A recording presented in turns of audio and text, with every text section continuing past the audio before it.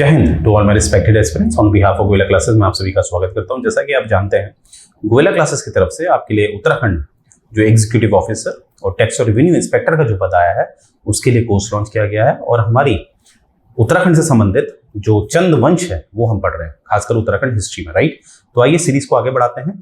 और जैसा कि मैं हमेशा कहता हूँ, इतिहास को समझने का सबसे बढ़िया तरीका है, क्योंकि इतिहास में पहलू बहुत होते हैं, फेसेट्स बहुत होते हैं, तो उन पहलू को आपस में जोड़ दीजिए। तो जोड़ने से क्या होता है, वो इंटरेस्टिंग बनता है और वो हमारे माइंड में फीड हो जाता है, राइट। तो आइए शुरू करते हैं। और शुरू करने से पहले देखिए, जो कोर्स आपको ऑफर किया जा रहा है ये मात्र आपको 3,999 का ऑफर किया जा रहा है, जिसमें आपको स्टडी मटेरियल दिया जाएगा, प्रीमियम लेक्चर्स दिए जाएंगे, साथ में टेस्ट सीरीज भी दी जाएगी, जो मात्र आपको पड़ेगा 3,999। अन्यथा इसका जो प्राइस है वो है 11,999। तो देर ना करें, ऐसा ना हो आप सोचते ही रह गए और एक कोर्स जो आज आपको 3,999 का ऑफर किया जा रहा है वो पहुंच गया है 11,999, राइट। तो आइए शुरू करते हैं।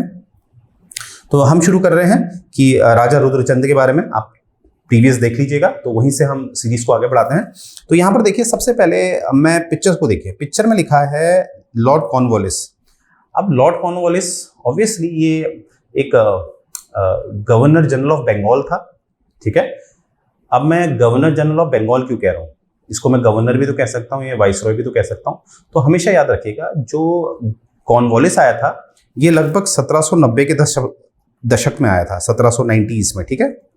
तो इसीलिए जो हमारा एक रेगुलेटिंग एक्ट 1773 पारित हुआ था, जिसमें हम जानते हैं जो गवर्नर ऑफ बंगाल है उसको गवर्नर जनरल ऑफ इंडिया बना दिया गया था, राइट। इसीलिए मैं कह रहा हूं किसके लिए, क्योंकि 1773 के बाद आता है 1790 और इस समय हमें दिखता है कि जो लॉर्ड कॉर्नवालिस है ये भारत में आए और ये एक,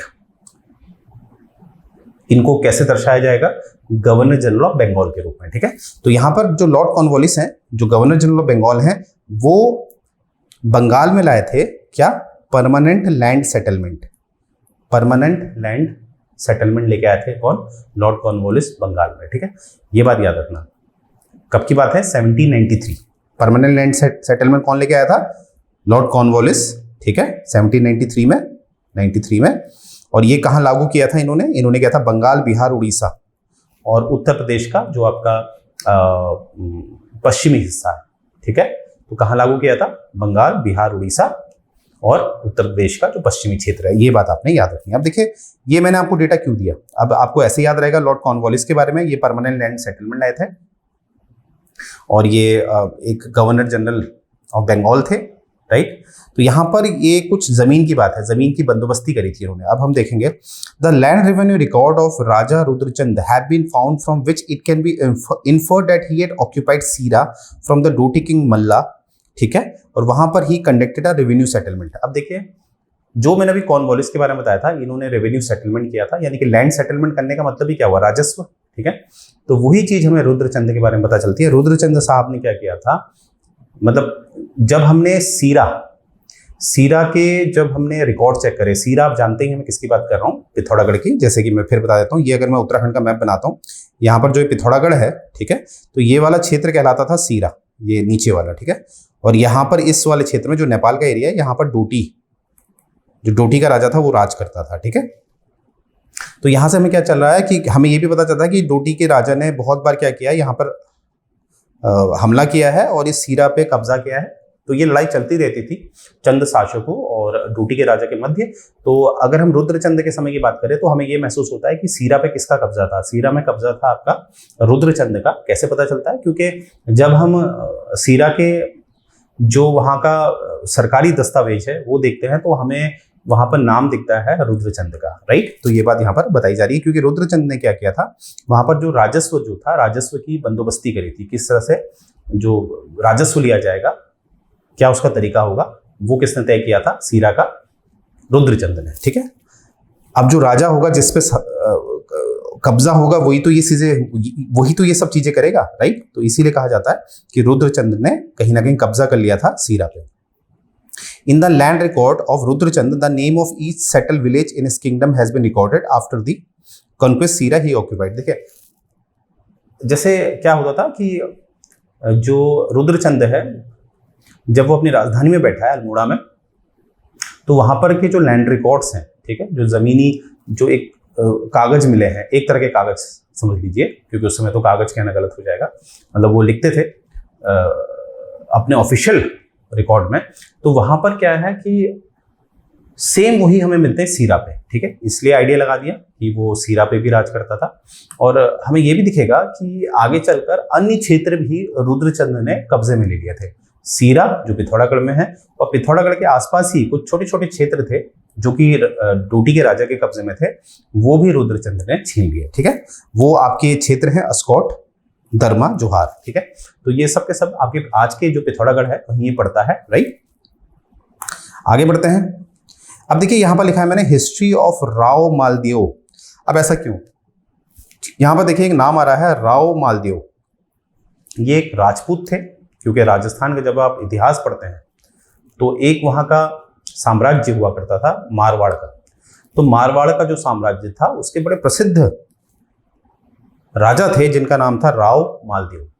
राव मालदेव के लिए जो हमारे फरिश्ता है, ठीक है, फरिश्ता जो एक लेखक था, एक कवि था, उसने कहा कि भारत का सबसे शक्तिशाली कोई योद्धा था तो वो था राव मालदेव।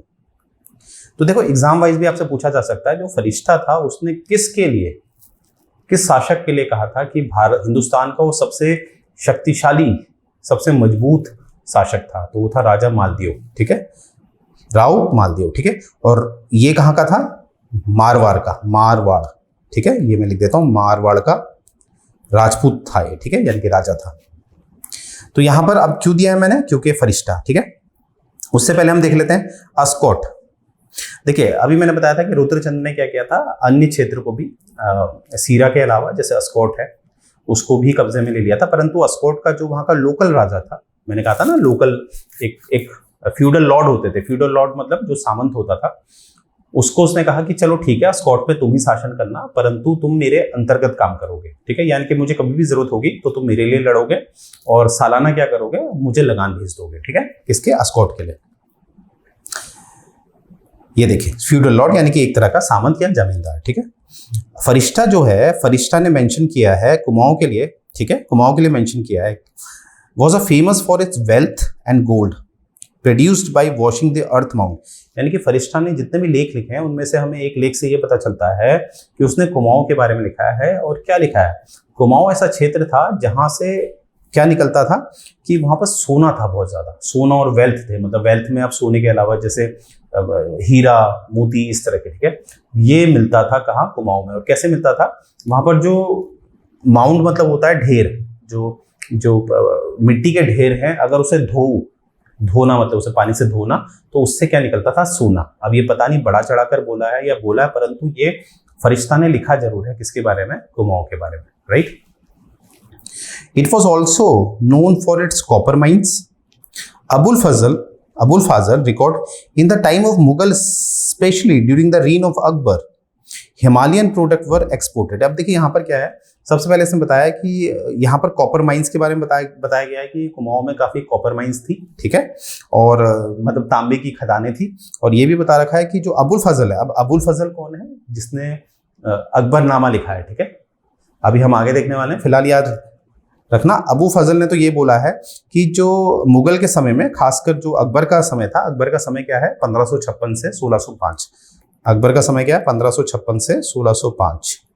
1556 कैसे याद रहेगा? इसमें पानीपत का द्वितीय युद्ध हुआ था, ठीक है, ऐसे याद रखना है।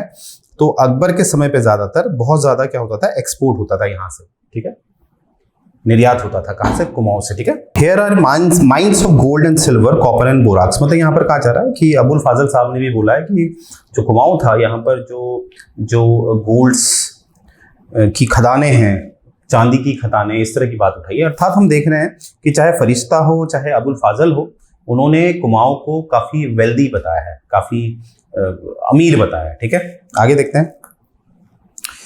During Raja Rudrachand rule who was Akbar contemporary. देखिए ये बात याद रखिएगा कि समकालीन आपसे बहुत ज्यादा पूछ लेते हैं, तो रुद्रचंद्र और जो सम्राट अकबर हैं वो दोनों ही क्या है, समकालीन है।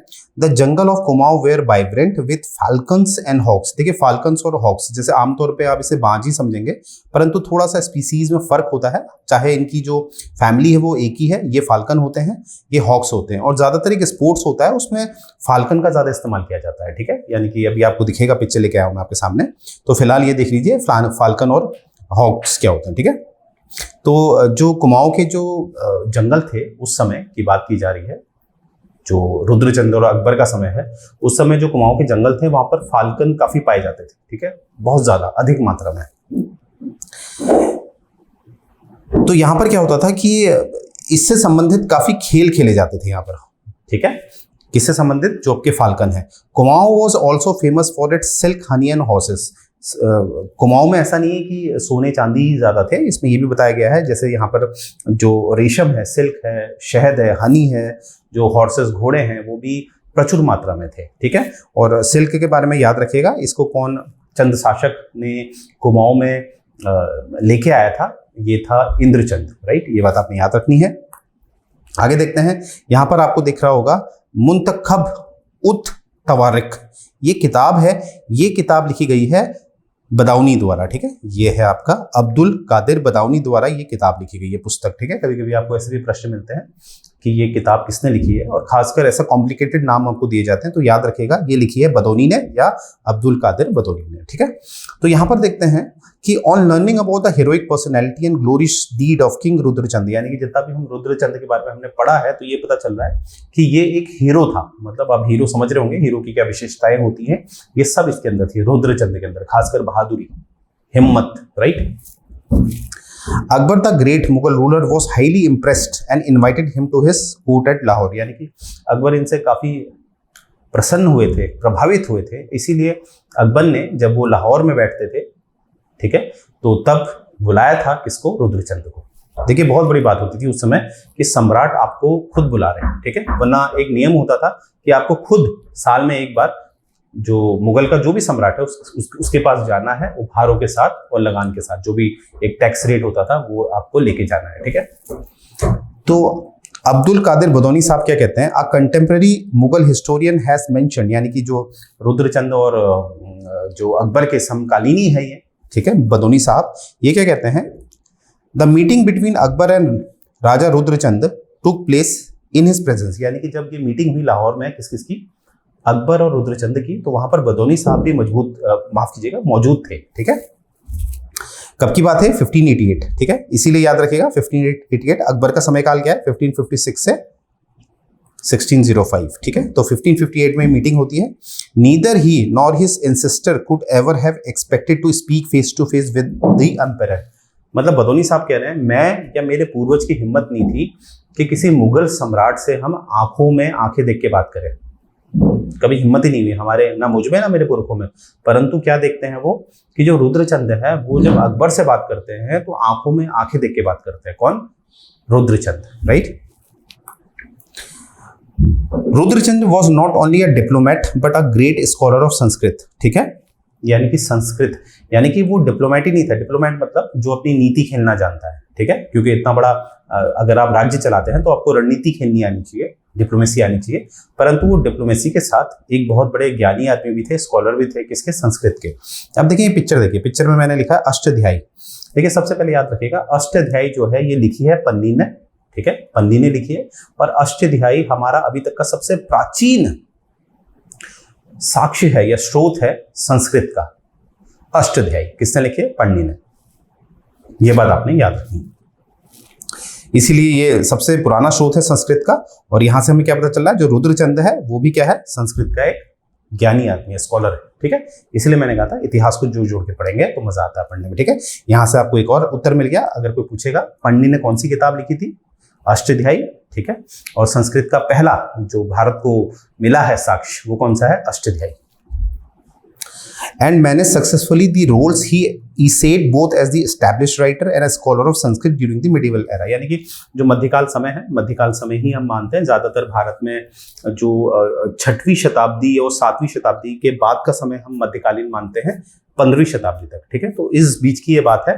तो इसमें ये बता रखा है कि जो रुद्रचंद है वो एक अपने में एक हीरो था, ठीक है। हीरो जैसे मैंने आपको बताया, जो भी विशेषता एक हीरो की होती है, यानी कि वो बहादुर भी है, बलशाली भी है, ठीक है, और बुद्धिमान भी है, ये बात बताई गई है रुद्रचंद के बारे में। आगे देखते हैं। अब यहां पर देखिए सर विलियम जोन्स मैं क्यों लेके आया हूं। देखिए सबसे पहले देखेंगे, जो बंगाल का सुप्रीम कोर्ट बना था वो बना था 1774 में। याद रखिएगा, बंगाल का जो सुप्रीम कोर्ट बनाया गया था 1774, माफ कीजिएगा 1774 में बना था। ये बना क्यों? क्योंकि एक रेगुलेटिंग एक्ट 1773 आया था, रेगुलेटिंग एक्ट ऑफ 1773, जिसके माध्यम से जो गवर्नर ऑफ बंगाल था उसको गवर्नर जनरल ऑफ बंगाल बना दिया गया, और वॉरेन हेस्टिंग पहले बने थे गवर्नर जनरल ऑफ बंगाल। ये बात आपने याद रखनी है।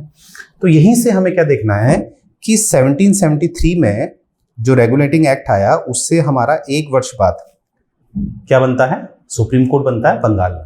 क्यों? क्योंकि 1773 वाले अधिनियम में ये नियम था कि एक सुप्रीम कोर्ट बनाया जाएगा, जो कि बनता है एक वर्ष बाद, कहां? बंगाल में, जिसके पहले मुख्य न्यायाधीश बनते हैं एलिजा इम्फे। ये बात आपने याद रखनी है। कौन बनते हैं? एलिजा इम्फे। अब आगे स्टोरी ये है कि ऐसे ही क्या होता है, हमें दिखता है 1784 यानी कि सुप्रीम कोर्ट के बनने के 10 वर्ष बाद 1784 में एक और हमें मुख्य न्यायाधीश मिलते हैं जिनका नाम है sir William Jones. Sir William Jones जो मुख्य न्यायाधीश भी होते हैं, ये एक सोसाइटी का गठन करते हैं जिसे हम कहते हैं एशियन सोसाइटी।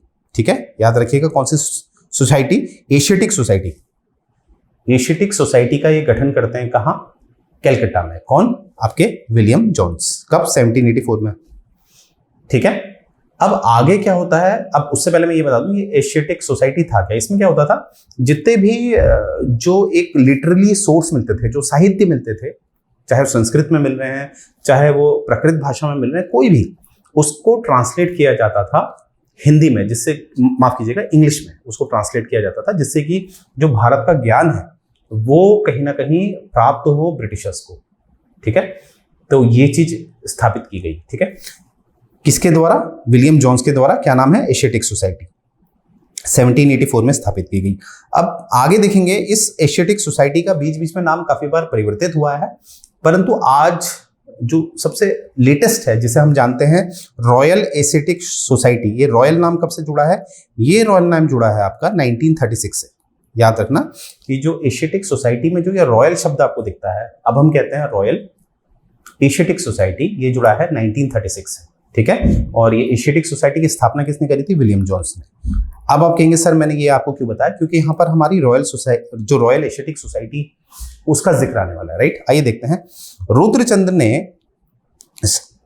एक किताब लिखी है, ठीक है, इसका नाम है स्नैनिका शास्त्र। ठीक है, अब इसको प्रोनाउंसिएशन हो सकता है मैं गलत कर रहा हूँ, क्योंकि हो सकता है कि इसका क्या प्रोनाउंस करते हैं वो इंपॉर्टेंट नहीं है। ठीक है इंपॉर्टेंट वैसे, पर एग्जाम में आपसे आपने तो टिक करके आना है या लिखना है, ठीक है, कोई नहीं पूछेगा, परंतु ये आपने याद रखना है, इसका नाम ये है आपका स्यायनी का शास्त्र। ये किसने लिखा है? रुद्रचंद ने। ये बात आपने याद रखना है। A unique work on hunting and falconry in Sanskrit. अब ये फाल्कनरी क्या है? फाल्कनरी, जैसे मैंने अभी बताया था आपको, फाल्कन जो बाज जैसा होता है, उससे संबंधित जो खेल खेला जाता है उसको हम कहते हैं फाल्कनरी। और रुद्रचंद जो था काफी माहिर था इस फाल्कनरी वाला जो स्पोर्ट्स है उसमें। ठीक है, जो बाज के साथ जो खेल खेला जाता था उसमें काफी माहिर था रुद्रचंद। उसने ये किताब लिखी संस्कृत में, जिसमें उसने बताया है किस तरह से क्या नियम होते हैं वगैरह वगैरह, जिसे पढ़कर अकबर काफी प्रभावित हुआ था। इसीलिए अकबर ने लाहौर बुलाया था किसे? हमारे रुद्रचंद को। राइट, आगे देखिए। This manuscript was edited, translated into English and published for the first time 1910 में by Royal Asiatic Society Calcutta। यानी कि मैंने बताया था ये जो एशियाटिक सोसाइटी जो बनाई गई थी, इसका काम क्या था? जो भी किताबें थी, चाहे वो संस्कृत में लिखी थी या अन्य भाषा में लिखी थी, उसको ट्रांसलेट किया जाता था इंग्लिश में, और जो भी उसमें जो ज्ञान है वो प्राप्त हो सके ब्रिटिशर्स को। ठीक है, तो इसको ट्रांसलेट कब किया गया है? 1910 में। जो किताब किसने लिखी है? रुद्रचंद ने। ये बात आपने याद रखनी है। और किसके द्वारा किया गया है? रॉयल एशियाटिक सोसाइटी, जो मैं आपको अच्छी तरह बता चुका हूं, जिसको स्थापित किया था विलियम जोन्स ने। राइट, ये बात आपने याद रखनी है। आगे देखते हैं। MM हरप्रसाद शास्त्री जी क्या कहते हैं, जो वाइस प्रेसिडेंट रह चुके थे रॉयल एशियाटिक सोसाइटी के। उन्होंने कहीं ना कहीं ये जो 1910 में ये प्रकाशन आया था, इसके एडिटर और ट्रांसलेटर का जो वर्क था, जो एक सुपरविजन किया था, वो इन्हीं ने किया था। किसने? MM हरप्रसाद शास्त्री ने। ठीक है, तो ट्रांसलेशन कब हुआ था इसका? 1910 में। ये बात आपने याद रखनी है। किसका? ये जो है आपका स्यायनी का शास्त्र। ठीक है, आगे देखते हैं। अब देखिए अकबरनामा मैंने क्यों लिखा है, जैसे कि हम जानते हैं जो अकबरनामा है, ठीक है, वो लिखी है अब्बुल फाजल ने, क्योंकि ये अकबर के समकालीन थे। और इसी में याद रखिएगा एक किताब और है आपका जिसका नाम है आईने अकबरी। ठीक है, आईने अकबरी, ये भी लिखी है अबुल फाजल ने। असल में क्या था, जो अकबरनामा है ये 3 वॉल्यूम में आई है। ठीक है, 3 वॉल्यूम्स जो होते हैं ना, अलग अलग किताबें बनती हैं। तो ये अकबरनामा का जो तीसरा वॉल्यूम था वही था आईने अकबरी। अकबरनामा का तीसरा वॉल्यूम कौन सा था? आईने अकबरी। इसीलिए हमें चाहे वो आईने अकबरी है चाहे वो अकबरनामा है, नाम किसका आता है? अबुल फाजल का। ठीक है, तो ये बात आपने याद रखनी है। This work was republished again. ठीक है, वो जो ये वाला वर्क जो हमारा रुद्रचंद का जो था, उसको 1910 में जो प्रकाशन किया था और दोबारा से 1982 में भी उसको प्रकाशित किया गया। राइट, आगे देखते हैं। अकॉर्डिंग टू डॉक्टर मोहनचंद, ठीक है, मोहनचंद जी क्या कहते हैं? It is important to note that in the time of Akbar falconry was a popular sport and Abul Fazl in Aine Akbari has given a vivid description of falconry on his time। यानी कि फाल्कनरी जो मैंने आपको बताया था, जिसमें बांज के साथ जो गेम खेला जाता है, हालांकि वो काफी खतरे वाला भी होता है, राइट, क्योंकि बांज बहुत एग्रेसिव एक पक्षी है, राइट। तो ये इसमें निपुण थे अपने रुद्रचंद, मैंने बताया था आपको। फिर उन्होंने किताब जो लिखी थी, अकबर ने उसको पढ़ा, अकबर काफी प्रभावित थे वाली कहानी में ऑलरेडी आपको बता चुका हूं। तो ये जिक्र हमें अकबरनामे का जो 3rd वॉल्यूम है आईने अकबरी, वहां पर भी हमें दिखता है, राइट। तो यानी कि यहां से पता चलता है कि अकबर काफी प्रभावित था इस खेल से, ठीक है, जो है फाल्कनरी। ठीक है, जो हमें कहां जिक्र मिलता है उसका? आईने अकबरी। तो आपसे पूछा जा सकता है कि जो अबुल फाजल द्वारा लिखी गई आईने अकबरी है, उसमें किसका जिक्र हमें मिलता है? तो फाल्कनरी का मिलता है। ठीक है, अब ये फाल्कनरी क्या होता है एक बार ये देख ले। इस तरह का आपने देखा होगा, आजकल ये जो आपका अरब है वहां पर काफी दिखता है, इसमें ये लोग खेलते हैं ऐसे। ठीक है, इसकी जब आंखें कवर होती हैं, जब पट्टी खोली जाती है तो ये जाता है और अटैक करता है, ठीक है, और अपने मालिक के पास वापस आ जाता है। Akbar too was very fond of falconry and the two of them it can be concluded had become the close friend. अब ये कहा जा रहा है अकबर और रुद्रचंद जो बहुत करीब आए, इसका जो आधार है यही स्पोर्ट्स है। कौन सा? Falconry, right. Rudrachand knowledge of falconry had no parallel in history, यानी कि रुद्रचंद का जो ज्ञान था, जो निपुणता थी फाल्कनरी में, उसका कोई बराबरी थी ही नहीं इतिहास में। ये बात बताई गई है रुद्रचंद के बारे में। तो जो भी कुमाऊं के लोग हैं, ठीक है, उनके लिए काफी गर्व की बात है, राइट है। तो देखिए यहीं से मैं ये जो हमारा ये वाला सेशन है इसको एंड करता हूँ। काफी लंबा बना के कोई फायदा नहीं होता है, क्योंकि जब आप रिवीजन करेंगे तो शॉर्ट आपके पास होनी चाहिए, राइट। तो देखिए ये गोयला क्लासेस आपको क्या क्या ऑफर कर रहा है, साथ में लाइव एंड रिकॉर्डेड लेक्चर्स आपको दिए जा रहे हैं, टेस्ट सीरीज आपको मिलेगी बाइलिंगुअल, यानी कि इंग्लिश हिंदी दोनों में क्वेश्चन मिलेंगे आपको, हिंदी इंग्लिश दोनों जो लेक्चर्स आपको दिए जा रहे हैं, it is both in English and Hindi, ठीक है। और उत्तराखंड जीके पूरी कवर की जाएगी। उत्तराखंड जीके से यहाँ तात्पर्य है चाहे उत्तराखंड की पॉलिटी है, चाहे जियो इकोनॉमिक है, चाहे हिस्ट्री है। आप देख ही रहोगे हिस्ट्री को बिल्कुल एक डिटेल में आपको पढ़ाया जा रहा है कि कोई भी प्रश्न आपसे ना छूटे, और उसको स्टोरी के रूप में पढ़ाया जा रहा है, साथ में जोड़ जोड़ कर। जो हमारा नॉर्मल इतिहास होता है जिसे मॉडर्न हिस्ट्री कहते हैं, ठीक है, इस तरह से उससे जोड़ जोड़ के दिखाई होगा। रुद्रचंद के साथ अकबर को जोड़ा जा रहा है, रुद्रचंद के साथ जो भी वहां के प्रसिद्ध इतिहासकार थे, ठीक है, सबको जोड़ा जा रहा है, राइट। तो इस तरह से आपको पढ़ाया जा रहा है। तो ये आगे आपने देखा था। अब यहाँ पर देखिए, अगर आपको प्रीमियम लेक्चर्स चाहिए, स्टडी मटेरियल चाहिए, और इसमें टेस्ट सीरीज नहीं है, वो मात्र आपको पड़ेगी 2999 की। ये बात आपने याद रखनी है। आगे देखिए, केवल अगर आपने टेस्ट सीरीज लेनी है, ये मात्र आपको पड़ेगी 999 की। ये बात आपने याद रखनी है। और यहाँ पर आप देखिए, ये हमारा टेलीग्राम चैनल है, ये आपने इसको लॉगिन कर लेना है फटाफट। और क्योंकि यहाँ पर जो भी आपके एग्जाम रिलेवेंट जो डेटा होता है, चाहे वीडियोज हैं, चाहे वो कुछ नोट्स होते हैं, वो यहाँ अपलोड कर दिए जाते हैं, ठीक है, जिससे कि आपकी तैयारी अच्छी रहे, बेहतर रहे, राइट। ये हमारा नंबर है जिसमें आप कांटेक्ट कर सकते हैं 24/7। जो भी आपकी क्वेरीज है वो यहाँ रिजॉल्व की जाएगी, राइट। ये हमारा प्ले स्टोर पे एप्लीकेशन है, आप इससे डाउनलोड करिए और अपनी तैयारी को बेहतर बनाइए, राइट। और ये हमारी वेबसाइट है, इसमें आप देख रहे होंगे यूपीएससी, IAS का, Haryana civil services, Rajasthan civil services, Uttarakhand civil services. तो यहाँ पर आप देख रहे होंगे काफी डोमेन में हमारी एक्सपर्टीज है, तो आप निश्चिंत रहें। फटाफट हमारे कोर्स पे लॉगिन करें और अपनी तैयारी को बेहतर बनाएं, राइट। तो यहीं से मैं अपना ये लेक्चर एंड करने जा रहा हूँ। मुझे उम्मीद है ये लेक्चर आपको पसंद आया होगा। अगर पसंद आता है तो कमेंट करिए, राइट। तो यहीं से एंड करते हैं। जय हिंद।